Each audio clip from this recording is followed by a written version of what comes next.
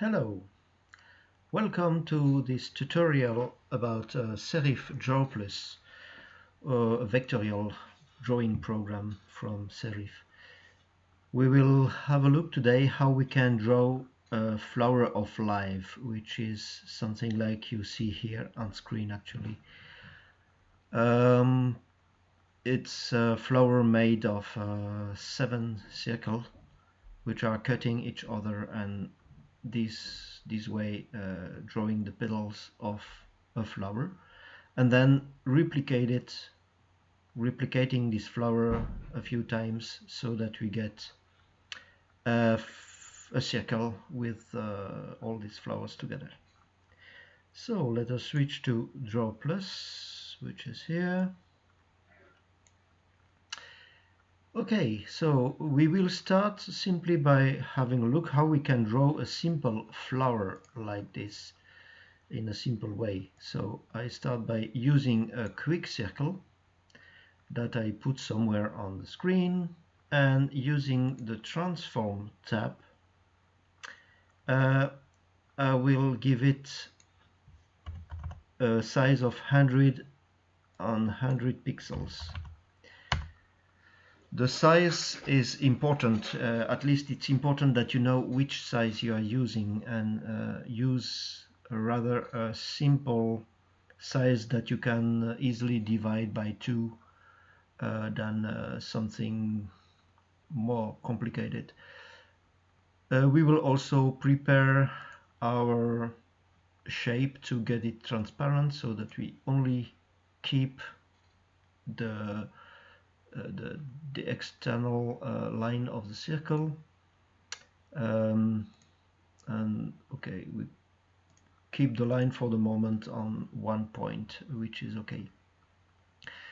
So we will start by simply duplicating this circle so that we get 3 circles on one line, but the circle will cut each other by the center. So that means for that we go to the tool tab and use the replicate tool. We want to have 3 columns, 1 row, and the spacing, because the circle is 100 pixels, we take the half of it, it will be -50. Indeed, if you put it on +50, you will have a second circle appearing 50 pixels after the limit of the first circle, and then the next circle again 50 pixels further. We want to have the next circle going inside the first circle until the half, so meaning -50 pixels. And if you click on OK, indeed you see that we get the 3 circles. And now I select the external circles, not the central one, the middle one, and I do that by clicking on the different circle and holding the shift key. So we have now the 2 external circles selected. We go this time to the transform tool, and we enter a rotation of 60 degrees, and we want to have 2 copies of this group. What happens if I click on OK? Indeed, I get a first copy on 60 degrees, and then the second one here. And here we have already a flower drawn in a few seconds. Yeah, if you don't have to speak, it's working faster, of course. But that's an easy way to get this flower down. Nevertheless, if we look at what we want to get, we need much more than just 1 flower. We need many of them. So what we can do, we will zoom out again. This flower, we'll select it completely and group it. And now we will apply exactly the same that we did for the circle, but this time to the complete group. We go to the replicate tool. Again, we will replicate it 2 times to get 3 groups in the end. Of course, my spacing now, my flower is no more 100 pixel, but 200 width. You can see it here. So that means that my spacing has to become -100 instead of -50. And indeed, I get 1, 2, and 3 groups. And again, I select the 2 external groups, not the middle one. I go to the transform tool, and it has still the previous settings, which are okay. We want 2 copies, rotated each for 60 degrees, and we get a new group. And we can do it again, regroup everything together, put it a little bit aside, and then go to the replicate tool. This time we have a width of 400 pixels. That means that the spacing becomes -200. Again, we select the 2 external groups, and via the transform tool create the rotated ones. And perhaps you can continue doing that. I never tried it out, but perhaps it's a good idea to do. But this way we can already create very quickly a complete group of these flowers. And the interesting things I noticed, if you select them all and give it a size of 0.1 point, then the external circles, because they are unique, are very fine, very tiny. While when you get to the center, you get many circles which are on top of each other. And because of that, the circle looks thicker. And it gets a gradient effect, which I like a lot. So what we can do to continue is to group everything together, and this time we'll put it at a very well-known place. So I will put it on I think 400 for the X and 500 for the I, which is more or less the middle of my sheet of paper. I need to know exactly the coordinates of the middle, and I create a new circle. I use the shift key to get an exact circle so that the width and the height are exactly the same. At this point, the size of my circle is not so important. What is important is now that I align the center of the circle with the center of my group. So it was 400 and 500. Okay. Now zoom a little bit in. So if we go back to the drawing, we see that we have something like the center flower, and then we have one on top and a second one. So at the bottom, or the same, you can say I have one complete at the left side and one complete at the right side. So it's something like we have 3 on 3 flowers inside the circle. So if we go back to the application, the center is here, and then the next one is here. So I have to grow a little bit the circle. I hold the control key this time. Doing that, the circle will grow or shrink from the center, which is interesting in what we are doing now. And I make sure that I have I get this circle at the edge of the second flower here. If I zoom in, I can make it a little bit better. Okay.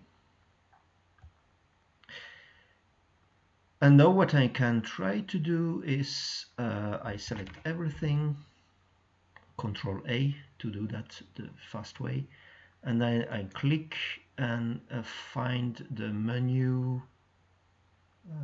Where am I?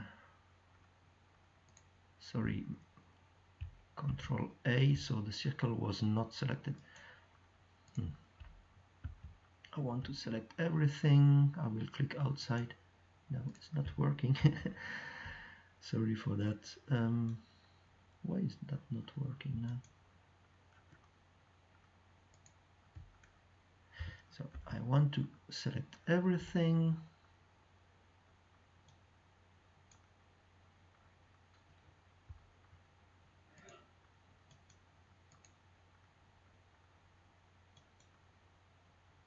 Okay, this time it worked. When everything is selected, and so the group and the circle, I get a crop submenu when I right click, and I will crop indeed on to the top object, which is my new circle, last circle I did. And that way what remains is something like the drawing that we see here. I'll switch to another one, but it's this one that we want to see. Okay. Yes, this is really looking like what we have. So we have also this part. Nevertheless, if I look at many of these drawings, they are slightly different. They don't have here the extra half petals. They are cleaned up. And that is the point that becomes very difficult using this method, because I cannot delete these single lines. I could try perhaps with the knife tools. I didn't try that, but I'm not sure if it will work, because if I try to cut it, I will cut a part of this circle, and so I will get a new line. So that will become very difficult. That's why I went for another solution. So we start from scratch, delete everything. The beginning will be the same. I start with a circle. Let me take a little thicker line so that we see something. 0.5 is okay. So we made it again 100 on 100 pixels. And we go to the replicate tool. We want 3 column minus 50. I explained why. I won't explain it back now. I select the two external circles, and with the transform tool I create the flower. Okay. Now what I want to do is isolate the different petals here. So the way I can do that is by selecting two circles, so that this petal here is selected, and then I right click and I get then in my pop-up menu the join submenu, and I select the intersection. So I now created a new shape based on the intersection of the two circles. At the same time, my two circles disappeared, so I lost the shape of this petal or the shape of this one. So what I'm doing for that, to solve this, is that I press now Ctrl C to take a copy of this petal.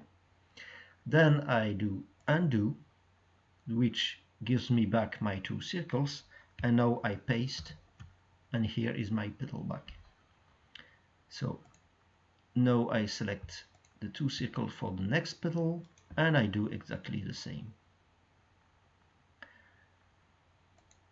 Intersect, Ctrl C for copy, undo, and Ctrl V to paste it back. And then I select the next one.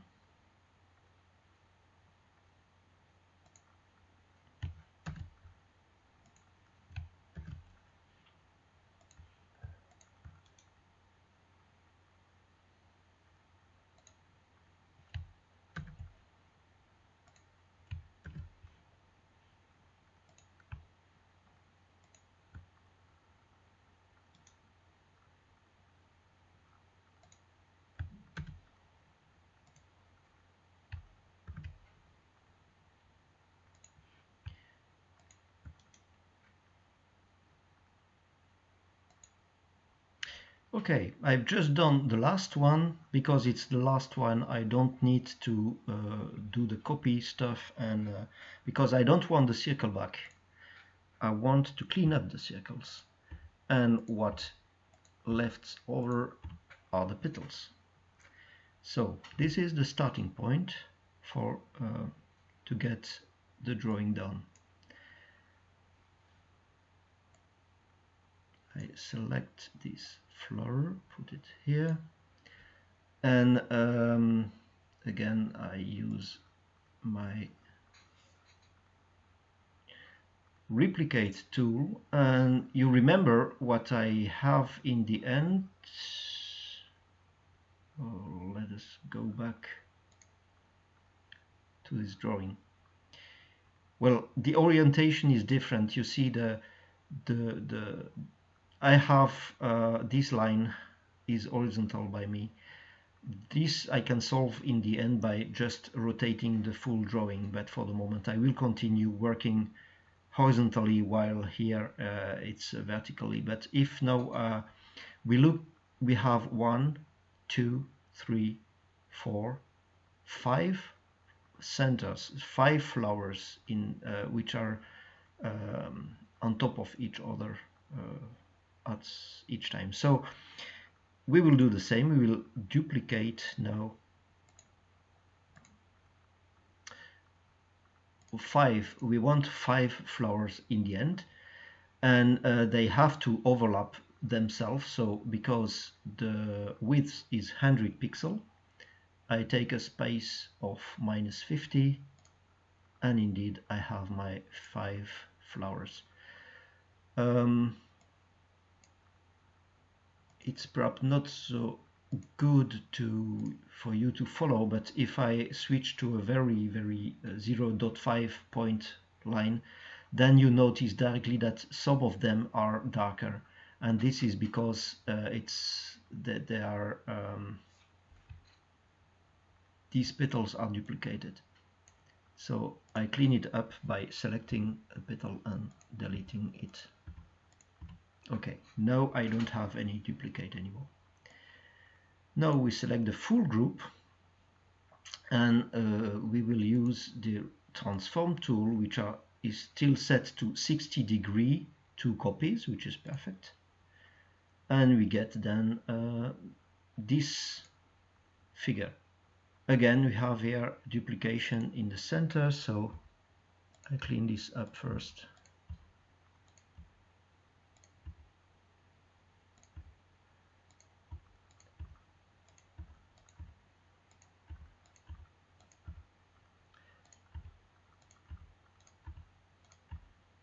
I think it's okay. So, and now we are missing here a few things. So we are missing here petal and here petal. What we can do for that is selecting these 2 petals, which have then exactly a rotation center, which is the center of the flower. And I use the copy and paste functionality. I just duplicated, so it's not really a group. I didn't group it, but it's considered as a group. And now by holding the shift key and rotating my copy, because I use the shift key, I can have an exact rotation of 5° at a time. So it's very easy to go to the 30° that we need. And again, we copy, paste, and we rotate again to get the second petal. Of course, we have now here 2 duplicates that we directly clean up. And we will do the same here. So I select the 2 petals here, copy, paste, and holding the shift key, rotating for 30°, copy, paste, and do the second one, and then we clean up the 2 petals. And yeah, we can at the same time do this to get the circle closed here, I need one petal in that direction. So again, I select two petals opposite to get the center rotation point at the center of that flower.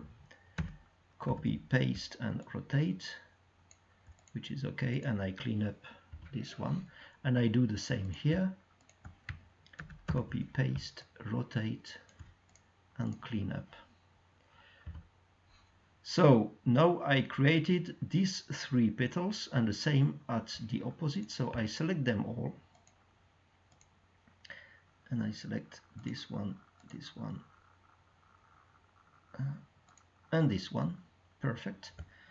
And now I can copy, paste, and rotate this new group here to complete these two flowers. Again, copy, paste, and rotate until I complete the next one. I cannot complete these flowers here because it's not exactly the same distance. But I use exactly the same way of working. I select two petals, copy, paste, and copy, paste, rotate to complete this flower. And I will complete the same at exactly the opposite. Copy, paste, and rotate. Copy, paste, and rotate. And clean up. And now I can select these four new petals. And copy, paste, and rotate. And they're exactly the one I need here. Copy, paste, and I get this one. And my flower is almost done. I can I will select the full group. This time I group it to make it easier for me. And I put it on well-known coordinates. So again, I will use the 400 and 500. Perfect. And I create a circle, not important where. I give it 200 and 200. But the most important is that I put it in the center at the same position than the group, which was 400, 500. And now I use the Control key and resize the circle. Oh, sorry, Control and Shift key at the same time, so I can get it. We'll zoom into it a little bit. Oh, looks nice.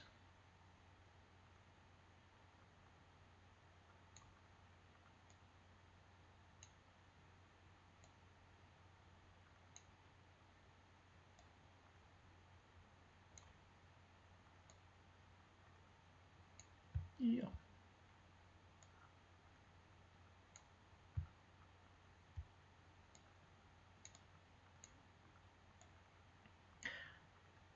And the final touch is that I duplicate this circle and Control Shift at the same time to create a second one. And like I said, I worked horizontally while all the examples that I found should be vertical, so no problem. We select them all and we just rotate until they are vertical. And here is my flower.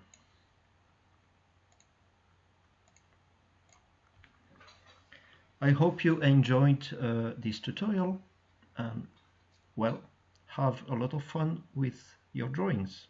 Bye. Bye.